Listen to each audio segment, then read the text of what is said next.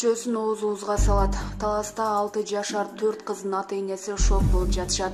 Талас шаарындагы ата-энелер 6 жашар кыздарга ыплас мамиле жасаган деген кошунасынын үстүнөн арыз жазышты.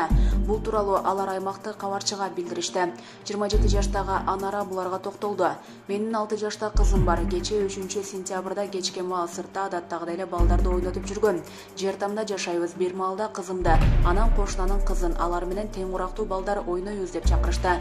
Кошунанын кызы менен менин кызым барбай койду. Бирок башка кошунанын кызы ээрчип кетти. Анан алар үйүндө баласы жок үйгө кирип кетти. Мен ал жакка эмнеге кирди деп ойлонуп калдым. Ошол маалда менин кызым кошунанын кызынын кулагына шыбырап калды. Мен шектенип, мага деле айтчу кулагыма деп алдадым. Кызым келип кулагыма ал байке бизди алып барып жыныс мүчөсүн ооз-оозга салат деди. Мен шок абалда, эмнени ойлонушту билбей тамашалап айтып жатат го дедим. Анан жанагы үй тарапка бардым. Барсам эле баягы кошунанын кичинекей кызы короо тараптан чыгып келе жатыптыр. Аркасынан чоң эле бала чыгып келе жаткан экен. Кызды ээрчилип кетип калдым. Үйгө келгенде өзүмдүн кызыман жакшылап сурадым. Андан кийин кыздардын апаларына барып болгонун айтып териштирип баштадык. Баягы короодон көрүп мен алып келген кыздан сурасак, ал жат деп айтты. Мен жатпайм деп ыйласам, кыйкырып урушуп кое берди деп айтты. Кыздарыбыз көп нерсени айтпай жатат.